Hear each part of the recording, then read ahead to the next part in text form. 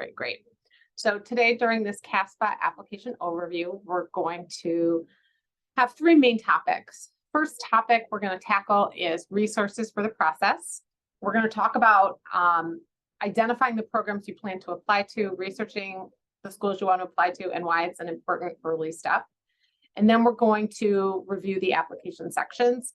My goal is to give you quick answers to the most frequently asked questions that turn up in this office in the process, and then give some space for other questions that may be coming up, either because you've already opened the application and you've encountered something, you're not sure to do it, not sure what to do, or maybe you're preparing for something next year and you want to talk about what it's going to look like to apply in a future cycle. So here we go. All right, we're going to start with resources. All right. On this page, we've got some resources that you need to take responsibility for. And I would recommend gathering and having all together before you dive too far into the process. One of those is an updated resume. There are a variety of programs that use or request a resume during the supplemental material section. And updating the resume also gives you an opportunity to make sure that all of your information is collected in one space and is current. So contact information, days and dates of employment or volunteering, if there's anything missing off the resume, and looking at everything in total, is there anything you don't feel like sharing or you don't want to include on your application? You also want to spend some time collecting documents. There is an area in the supplemental materials section where you can upload things like certificates that you might hold. If you're a certified phlebotomist, if you have a member in any student associations that are related to the physician assistant profession. You may also want to upload verification letters of hours you have volunteered in places. Some schools are looking for that sort of verification. So getting information in writing that says, yes, this student, Amina volunteered with us for 30 hours in fall of 2023 from this date to this date, and her responsibilities included X, Y, and Z. That kind of documentation can also be useful, and I would recommend collecting that now. Does the resume have to be under a specific page limit? So rule of thumb with a resume as opposed to a CV would be 1 page. I have seen some students get everything in on 1 page. If you can't do that, or if you put it together and it seems like it's not readable, 2 pages would be the max I would go. Career Services has resume resources as well. So if you need some help with your resume, careerservices.wayne.edu. All right. So those are the pieces that you have control over and you want to make sure you've got collected and ready to go when you start this process. There's also a lot of resources provided by CASPA and by PA information people. Is verification letter same as letter of recommendation? No. We'll put a pin in that and we'll get back to that. Remind me if I don't touch on it, but I'm pretty sure it's in my notes for later as well, Faitha. Okay, so the CASPA Applicant Help Center. And I'm going to drop this all in the chat. I'm going to drop these in the chat. Also good resources. You can use the phone number. I wouldn't. That's probably you're going to probably sit on hold for a while. They do have an email on their website. They say it's going to take at least 2 to 3 business days to reply to any email questions. And they recommend that for the quickest response to log into CASPA and contact them using the chat button, which I believe is a blue button in the top right corner. They also have a pretty good, the directions that are provided in that top link, the Applicant Help Center link, are pretty robust. I think they've done a good job with that. You can use both the search feature and you can navigate through by section to get more information and step-by-step directions. There are some videos included there as well. And then the tip at the bottom link in the things that I dropped is PAEA, so the Physician Assistant Education Association, has some tips on the application process. So those are also maybe useful to review as you begin the process. It's not going to be sort of step-by-step help, but just things to think about as you get started.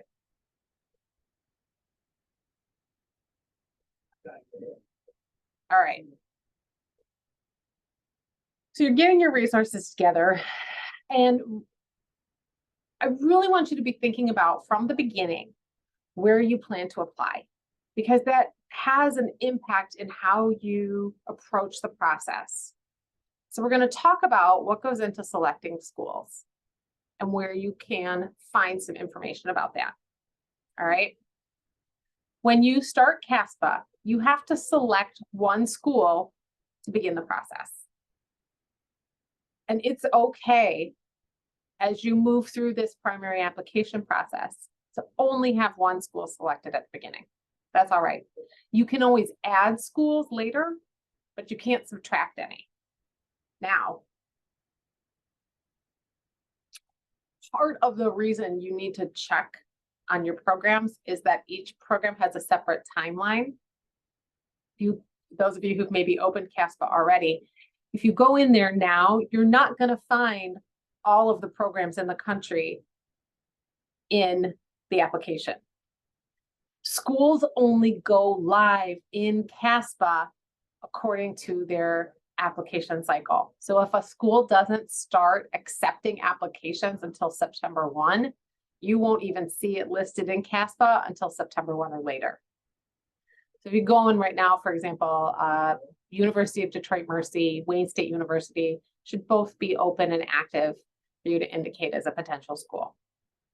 That's one of the reasons that checking participating programs is so important at the beginning, because you need to know those deadlines. You need to know if you are applying to schools when you need to go back into CASPA and add them to your list. You need to understand the timing and their rules around prerequisites as you consider whether or not you want to apply to them. You also need to have a strong understanding of whether or not your profile makes it worth spending your money on that program. So there's two places you can find. So you can start with one and then add after you fill out the application. That's exactly what I would recommend. When we submit CASPA application, yeah, so when you are submitting, any school that you've indicated that you want to apply to them will get that information. And as you add programs, they will be sent your information. Does that make sense?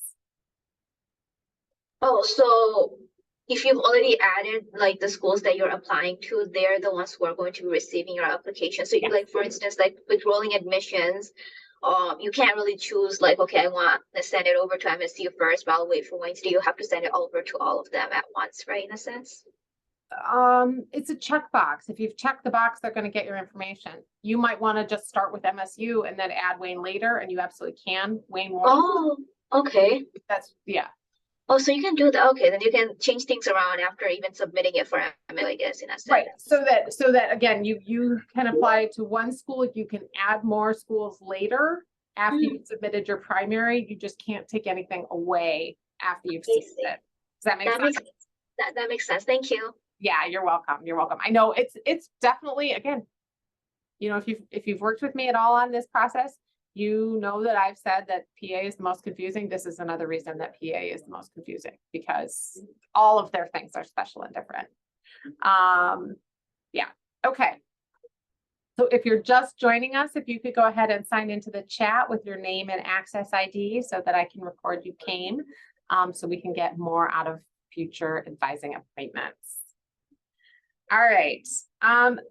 Most applicants apply to 7 to 9 schools, and that's on a national level.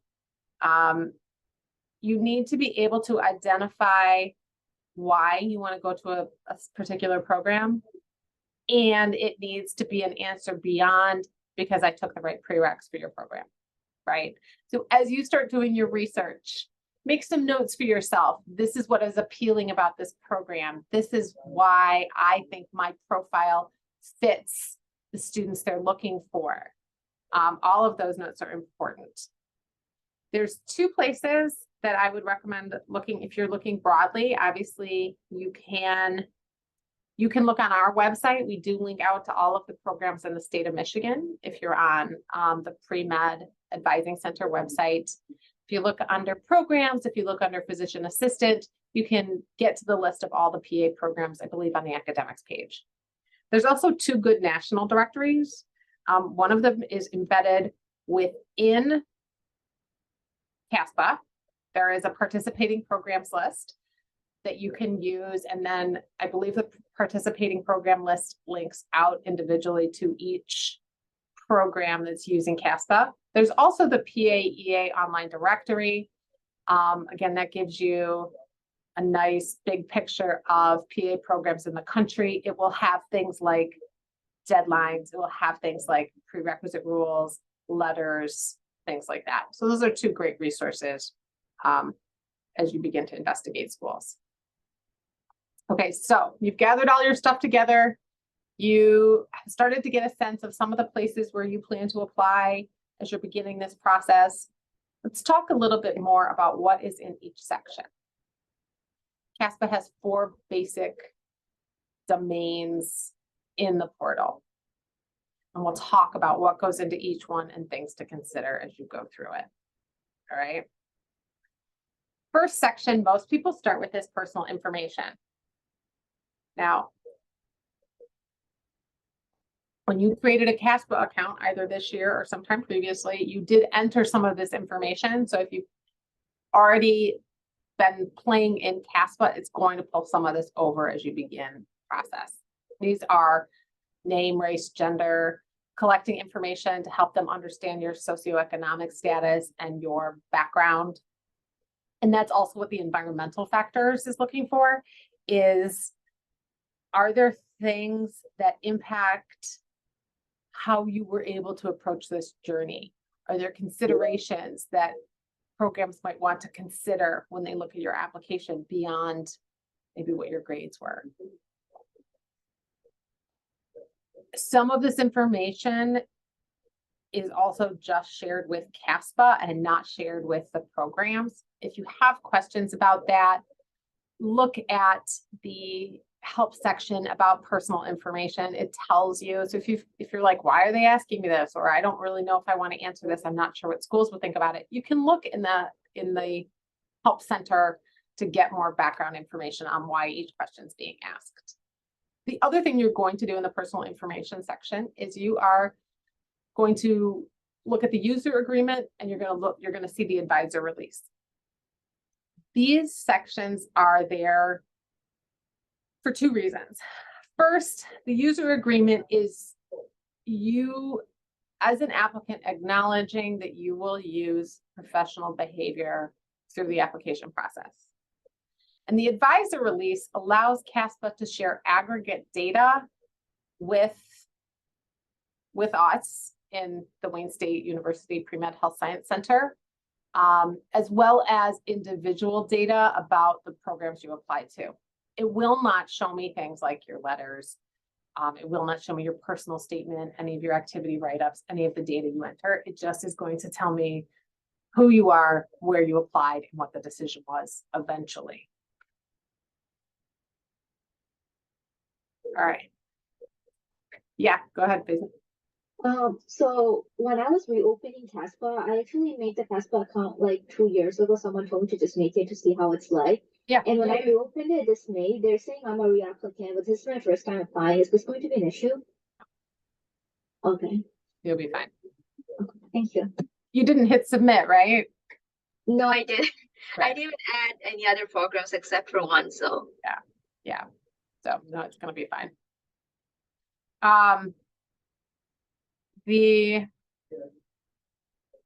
Okay, academic history. This can be a little exhausting. I think in some ways it's the most overwhelming part of the process because it requires you to do a lot of data entry. However, it's not that bad. I think that the CASPA portal for entering classes is actually pretty user-friendly and self-explanatory. It's nice that they're that they use semesters by default, just like Wayne State does. Although if you were at a community college and had some different things, maybe so all of our regional community colleges are on semesters, so it's not hard. You will see that there is a transcript entry service. And it sounds kind of great. I mean, they charge you $75. Doesn't seem like that much in the overall picture. But if you read the details, you will notice that effectively it puts you at the end of the line. So particularly in schools where there is rolling admissions, it could put you at a disadvantage. And that's because you have to get CASPA all done and submit it. Your transcripts have to be received. And then once all of that is in, then the application people put you in line to do the transcript entry. And then they kick it back to you and say, please approve all the work we did. And then once you've done that, now you get in line for verification. So it slows down the process. So based on how, again, it's maybe overwhelming at first sight, but it's not that hard. I don't think it's worth the trade-off to be later in the process to pay them to do it for you. The reason you're going to do all of this academic history data entry is that no one at CASPA there's not enough manpower to process all of the applications for all the PA candidates in any given cycle. So they're relying on you to do to do your part by putting the classes in, and then they basically go through and cross-check your work. And that's called verification. Verification happens before they forward your information to schools. So doing it reliably, as accurately as you can manage without going crazy about it, is a good strategy for you. Know that they are willing to make a certain number of corrections before they will flag your application and kick it back to you to redo and resubmit. So where that comes up is course coding. Because you're gonna enter every single class you took.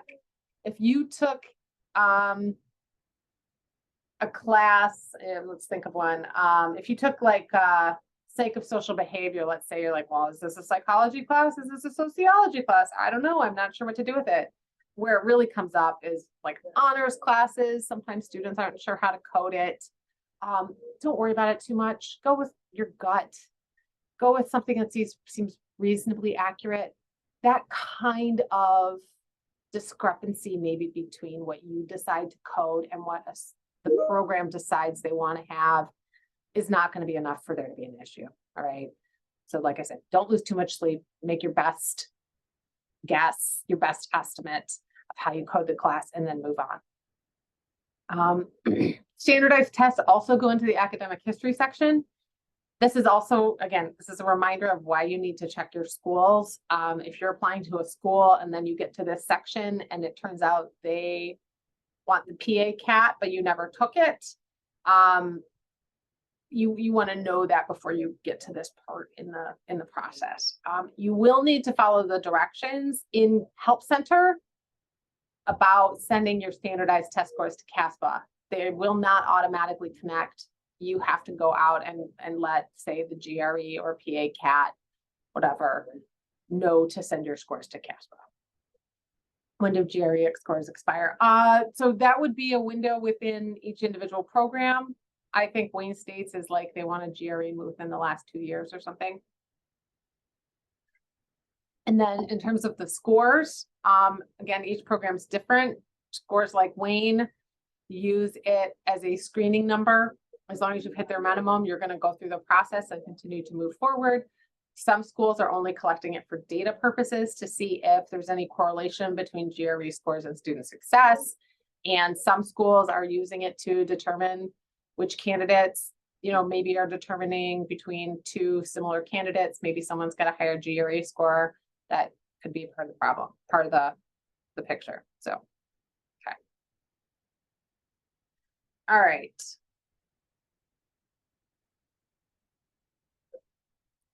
So this slide gives you an overview of how you are going to request the transcript. There is a video on our website. I'm going to drop it in the chat. It is pretty close. It's really talking about the MD application, but it's still a pretty close estimate of what the process will be like. The difference is for the PA application, you actually start the request process within CASPA. For the MD application, you start it within your Academica account. So that's the only difference, but you're going to initiate it in CASPA. There's a screen that has a place for you to select the college or university you've attended. You have to go through these steps for each college you've gone to. Wayne State uses the National Student Clearinghouse to process our electronic transcripts. So when you get to the ordering screen, you have to select National Student Clearinghouse.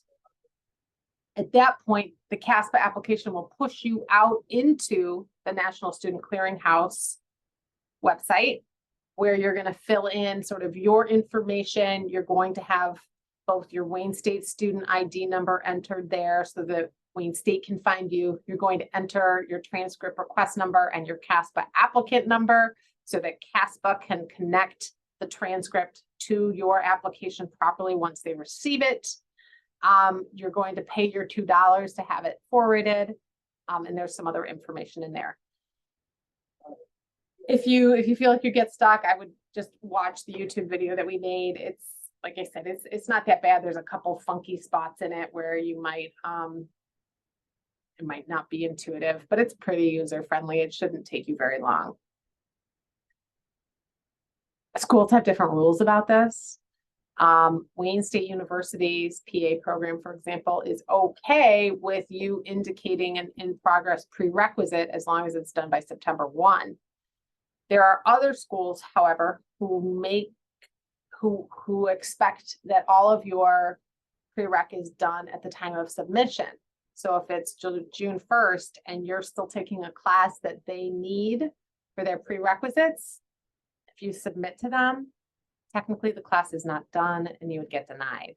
So again, another reason to understand the rules and deadlines around your program.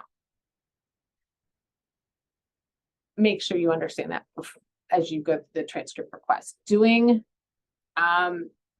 transcript request isn't, because it's electronic, it isn't that, it's not super lengthy. Again,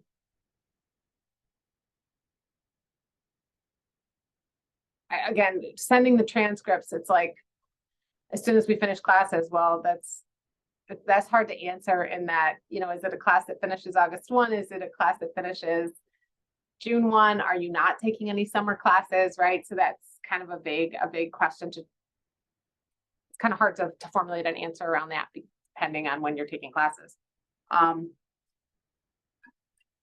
It should take about 5 to 7 days total to process your transcript. And that is for National Student Clearinghouse to get the request and then send it out. It should not take longer than that. Okay. Moving on from the academic information. So the academic information is really your quantitative data, right? It's your grades, it's your test scores. The supporting information is more qualitative in nature. All right. This is where you're going to put information about your letters of recommendation. All right. All evaluators need to submit your letters of recommendation directly into CASPA. There will be a field for you to indicate who your evaluators are. And you'll put in all their contact information, most importantly, including an email address. Programs are looking for 3 to 5 letters. If you can't, once you've added someone, they can't be removed. So Again, make sure that your portfolio of letter writers is matching what your schools are looking for. These letters need to be on letterhead, they need to be dated, they need to be signed by the person writing them.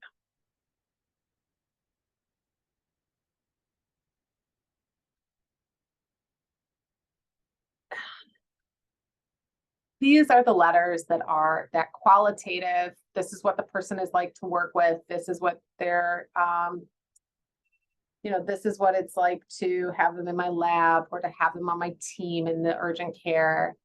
And it can, and I would recommend that you ask, especially a work letter, that they include the number of hours of work as well as your date ranges. This person worked at my office for 6 months and, earned this many hours. Because that is as close as you'll get to like verifying your work hours is information shared within a letter. I mentioned earlier something that's more of a verification letter, and what that is. So again, for an example, Wayne State PA program wants each candidate to submit a record of at least 10 volunteer hours. And that's different from a letter of evaluation because it's simply a statement that a person spent time volunteering in an environment, and it also gets uploaded. I'm not sure, Luna, what you're doing. If I could get you to maybe not do it or erase it, or maybe that's something I can do. I don't know. Yeah, I don't know.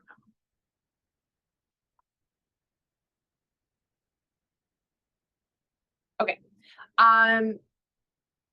It is, yeah, no worries. We have, okay, so you may want some of those documents. So if you're asking someone to write a letter of recommendation, that needs to get uploaded directly to CASPA. If you're trying to collect simple hour verifications, you can have those set directly to you because they're not about whether or not you are going to be a quality individual. It's simply a statement of fact that you did a thing. And so that's okay for you to see. All right. Make a note. In order to complete and submit your application, you have to have contact info for 3 evaluators entered into CASPA. And in order for the application to move from complete into the verification queue where they cross-check everything, they have to have received 2 letters. Yeah. What's the question? So for the verification letter, like, can my manager just write like, okay, I can confirm that Faiza has worked this many hours at our clinic instead of writing, okay, her work is this, because like the manager doesn't really work with me in a sense. So exactly. So if it's so sometimes it might be, yeah, a manager who's not really your supervisor, and you just want that. Yes, that is absolutely a good way to go. That's okay. So like 1 sentence, 2 sentences is fine, right? Like they don't have to talk about my patient care experience or anything like that. Yeah. Okay. And exactly. And because you have so few spaces for that letters of recommendation, Mhm. I wouldn't want a little verification to accidentally get uploaded because you want that more holistic approach, really more of a qualitative recommendation. Does that make sense? Okay. Yeah. Okay, so keep the verification letter for, I guess, like it doesn't go under evaluations, I'm assuming? Correct. Okay, got Correct. it. Thank you. Yeah. It's going to go into probably under program information. Program info, okay. Yeah. Okay. Thank you. Yeah. Some of it, like we said, and that's your letter of, not your letter of recommendation, just verification of hours. Yep, exactly.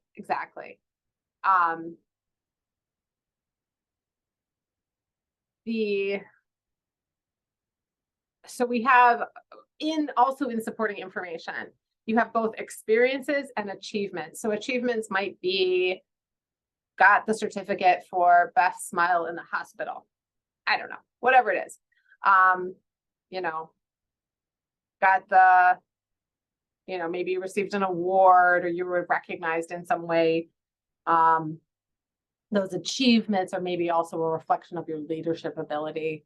They can be noted separately from your experiences. Your experiences section is verification in the supplemental information. Yes, yes, yes. Yeah. Your experience is where you're going to write up about your work and activities. As opposed to your personal statement. Okay. What else did I want to say here? Oh, you can also, this is where, when I was saying before, when you wanted to kind of collect documentation on the stuff you've done, if you've got those license or certifications, they get uploaded here under supporting information. We're going to talk a little bit about the experience write-ups. Okay. So experiences are character limited. They're only 600 characters, so it's not a lot of info. It also is going to collect just some contextual information, contact person, identifying details about the location where you were, the job position, things like that. There's going to be a release in that experience box to ask if they can contact that person, if your contact person, if needed. You'll also be asked if it was a paid or unpaid, an employment or non-employment position. So there's just some data that they're collecting at that point. But in the description box of 600 characters, again, including spaces and punctuation, you want to define your tasks. You might want to describe maybe the environment or any special challenges in that setting. And if you have enough characters, you want to connect that activity to your broader goals. These can take quite a bit of fussing and editing to get them the way you want. Do it in a Word or Google Doc. Do not try to do it in the context of CASPA. Get it the way you want it, and then retype it into CASPA. Don't copy and paste it, because sometimes when you copy and paste, it inserts weird wingding characters and punctuation in ways that you don't want it to. So you have to retype it, but definitely do that in a word processing environment before you enter it into CASPA.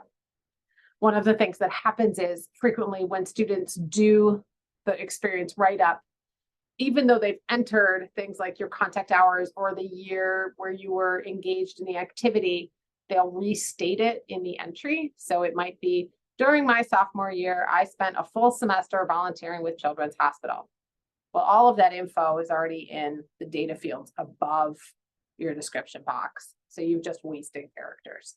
So some of it is working through the logistics of that. A special note about hours. Most students, when they look back and they're trying to convert maybe their resume or their activity tracker into CASPA, you might have a running total. And that makes sense because you probably had times of year where you were more engaged in certain activities than in other times. Maybe you had the same job for 12 months, but you earned a lot more hours from May to August because you were only taking one class and it was a gen ed. And then during the school months, you were only contingent. So you worked there for 12 months, but your hours in a 4-month period were a lot more dense. Your weeks were a lot busier than they were in the other 6 hours. Oh, that's a good question. We'll come back to that in a sec. So what I recommend is, so then when you go to put it in CASPA, CASPA is actually asking you for, I think, a start date and an end date, but it's definitely asking for your total number of weeks and your hours per week, which can be frustrating, again, if what you have is a total because your hourly employment or your hourly service wasn't consistent week to week. Rather than worrying about that, I would tell you, take your total number of hours earned, your total number of weeks worked, and divide You're going to get a rough estimate of how many hours a week you were there. But at least then when you put it in CASPA, you'll get to the right total. Does that make sense? Hopefully. The other thing to know about your hours is they don't want you to double count them. So if you had a job that was, let's say, you're on a research project and you were the phlebotomist doing patient blood draws, and you want to put the phlebotomy experience in as patient care experience.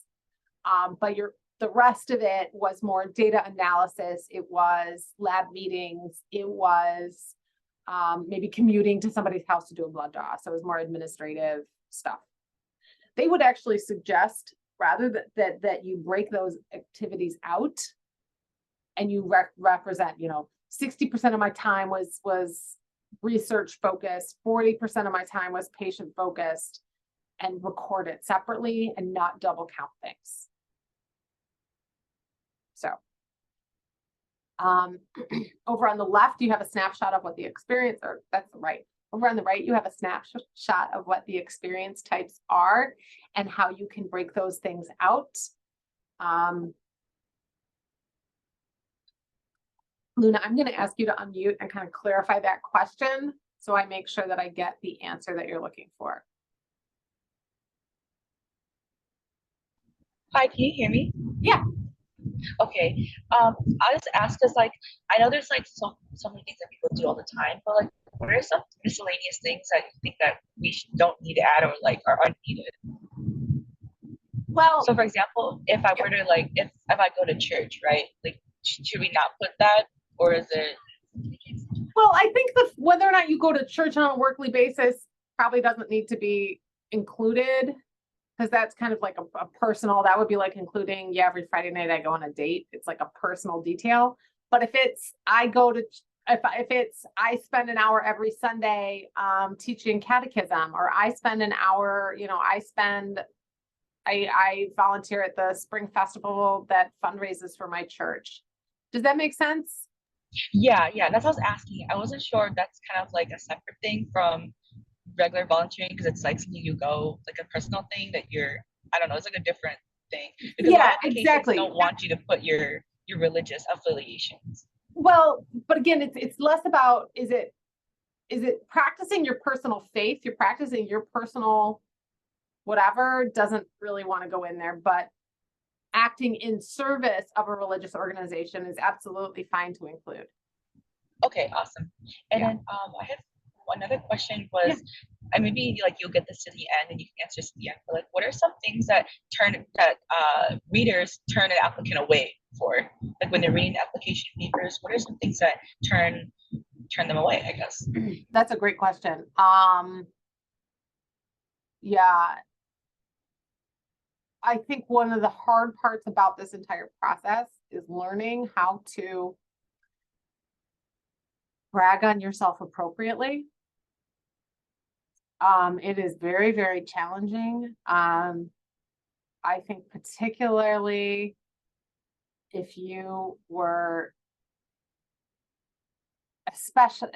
and it doesn't seem to matter what discipline people are following, but it seems to be a particular challenge for the women that I work with, that brag, we are not taught to brag on ourselves appropriately, culturally, or, just based on gender. It's definitely hard. The men tend to overstate and the women tend to understate, and they tend to use the word we a lot, because especially if you've been in a team setting in a healthcare environment, you talk a lot about, it comes up a lot in applications that candidates will say, we did this, we did that. So I need a balance between acknowledging the contribution of a team while also claiming your own areas of expertise, your own commitments, your own contributions. You also need to be able to do it without using I to start every sentence. Yeah, putting things in a way where you shine, but where you're not all ego and overblown. And it's really hard. It takes a lot of practice and editing. The same thing is true of personal statement, which is my next slide, so we'll jump in there. The essay is the personal statement. It has a very simple prompt, and it is only 5,000 characters. Again, I want you to do all of this in a Word doc or in a Google Doc and do all your editing. So things that turn people off. Oh wait, I'm going to do this too. I gotta drop this resource for the chat. I think what's one of the things that's really important is to be able to be specific enough. You have to have both. It's like, in some ways, it's like writing any 5-paragraph essay, right? You need to understand what it is you're trying to communicate to your audience. Your audience wants to know, why do you want to be a physician assistant? Why do you want to be a PA? And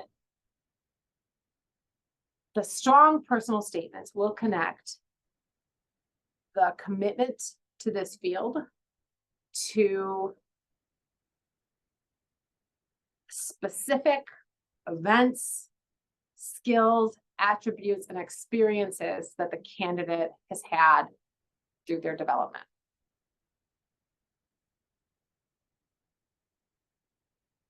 So the other balance becomes having that specificity of experience, but keeping, again, the focus on you. I'll give you an example. Many people pursue careers in the healthcare field because of adverse health experiences for themselves or their people who are important to them.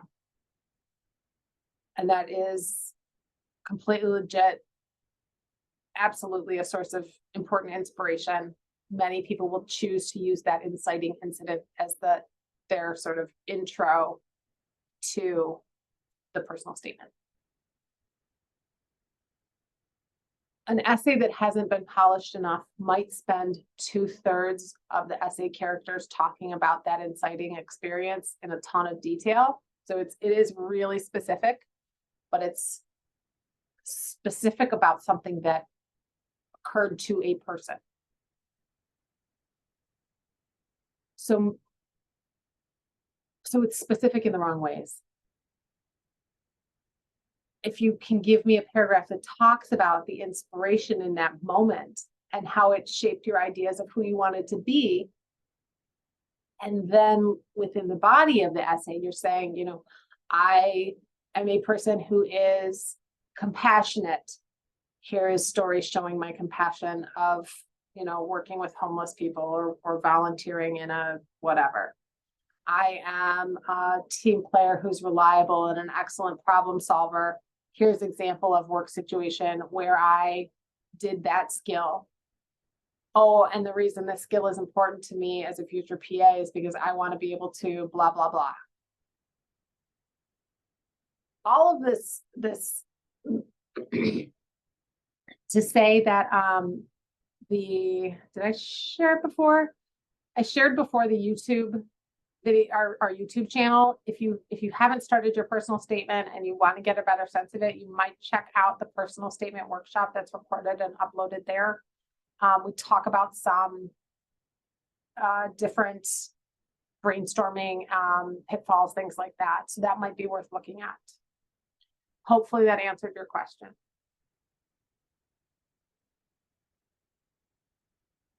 Okay. There is also a COVID question. I think we'll expect to see this another year or two. This is to 2,500 characters. This is not X space for an extra personal statement. This is a place to talk about challenges that have impacted your journey.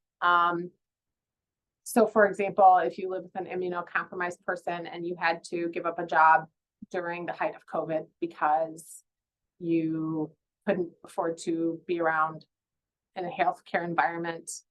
So maybe there's a gap of employment in your healthcare experiences, your patient care experiences, because you live with an immunocompromised person. Things like that. That's where they want to understand it's not just because you decided it wasn't important. It's not just because you think it's okay to not have it, but there's something that happened. Okay. So we've gone through personal information, academics, supporting information, program materials is the fourth section. This is where each individual program will add stuff. There will probably be school-specific releases you have to sign. There will be links out to their program page if you want to use that as a launching point to continue to do some more research about the program. You may find secondary essay questions. So there may be a question that says, how do you think our PA program will best prepare you for a career as a PA? Or tell us about a time or an environment you worked with people different than the self. Tell us about your leadership skills. Those secondary essay questions. When it comes to getting verified, like in a perfect world, I would have you all apply to schools that didn't have very much in the program materials, so at least the verification process could get started. Because once you get into the program materials side, there can be a lot more detail that you have to collect. You also want to make, while you have the freedom to flip around and to bounce around between sections, you don't have to do this in a linear format. You're going to want the academic section, the transcript entry done before you do program materials, because you have to go through and match your prereqs. Something to know about this. Schools will absolutely double check that the courses you indicate as meeting their requirements are the best ones from your transcript to meet those requirements. But let's say a school requires a Gen Chem course and a organic or biochem, and you took Gen Chem 1, Gen Chem 2, organic 1, and biochem. You can actually cherry pick your transcript and find the classes that, if all of them could potentially meet the prereq, you could absolutely pick your Gen Chem 2 if your Gen Chem 2 grade was higher than your Gen Chem 1. You could absolutely pick Orgo 2 over Orgo 1, Biochem over Orgo 1, if those grades were higher and if it's what works for the programs. Again, this is why you need to know your programs. In terms of the other field, that is a place where if there's something quirky a school is looking for, like I said, Wayne State wants to see those verified hours of community service. That would be that would be something you're uploading and is really just going to Wayne. It's not going to other PA programs outside of that specific one. All right.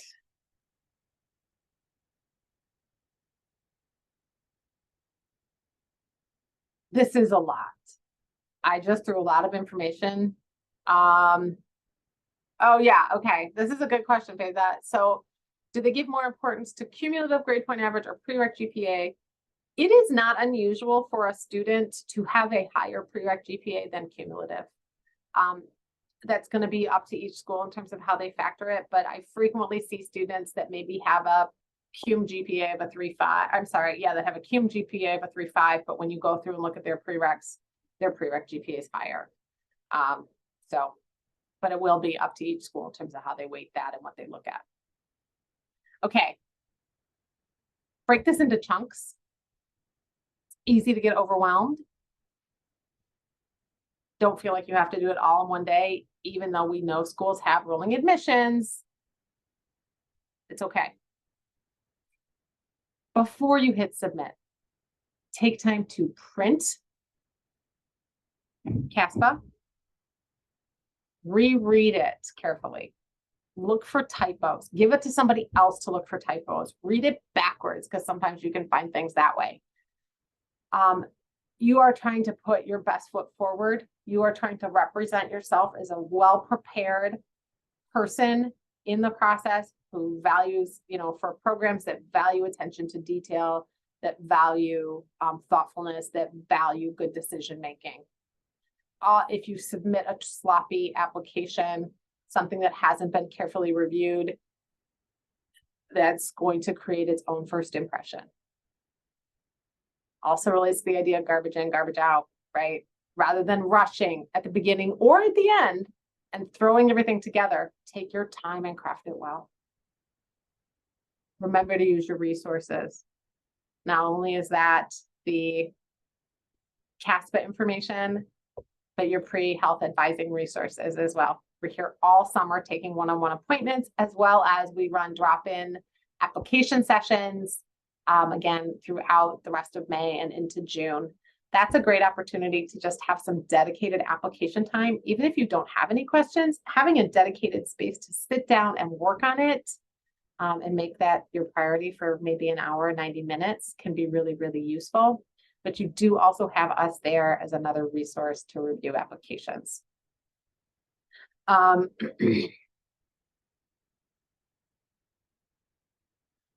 This is, I'm going to drop this here one more time. I'm going to also show you in our website. This is the Pre-Med and Health Science Center website. Drop this in the chat.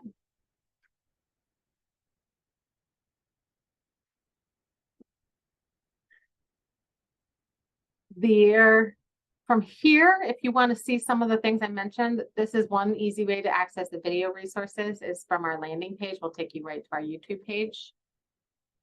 You can also get to, if you click on workshop, oh, see, so the YouTube stuff, like I said, I would go from that video resources page.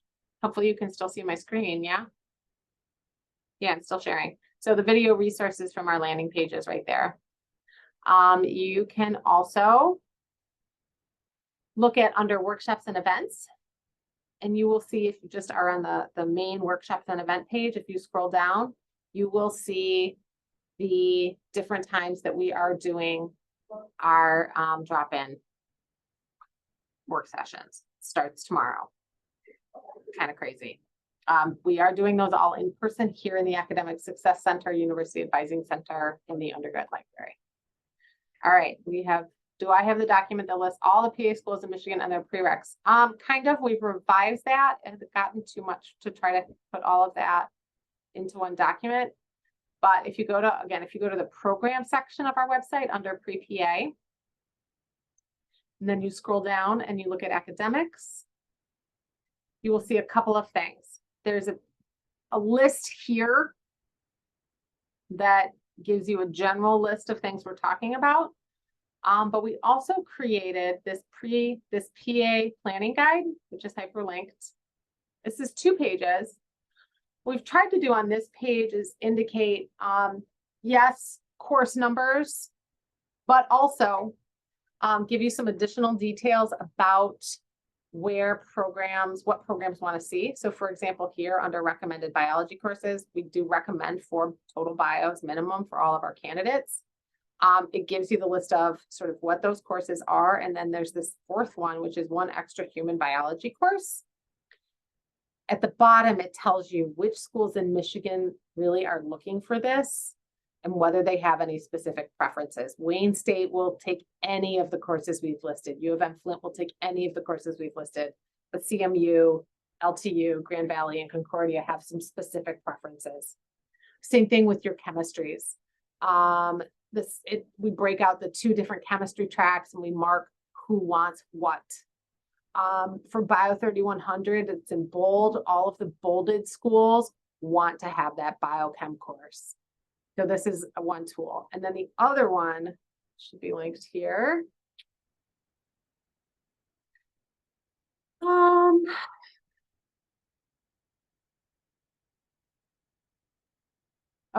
here it is. Okay, so then if you scroll down to program websites, if you remember, I said that on our page, we link out to each one. So under program websites, U of M Flint accepts Bio 3270 as upper level bio. No. Oh, immuno. Yep, because it's yep. It might not be on that list yet, but yeah. So the other thing is this quick comparison guide down here under program websites. This is a slightly different. This might look a little more similar to the thing we used to run. But what we've got here instead, the way we've updated this is number of classes, grade minimums, required tests, all of that, as well as application deadlines. So between those two sheets, it should give you a pretty good baseline. This is, again, this doesn't have the specific classes listed on it, Luna, but it does give you a bunch of other stuff that is useful that we didn't publish in any sort of user-friendly way before. So yeah, so both of those are available on the academics page. Yep, absolutely. So we're going to our main page, the Pre-Med and Health Science Center, which is, I think, the last thing I dropped in the chat. Yes, the pre-health advising page. From there, programs. We're listed alpha over on the side or in the middle. You can use the pretty buttons in the middle. So I would go down to pre-PA. From there, the academics page. You will find the pre-PA planning guide. You will find the comparison guide. All right.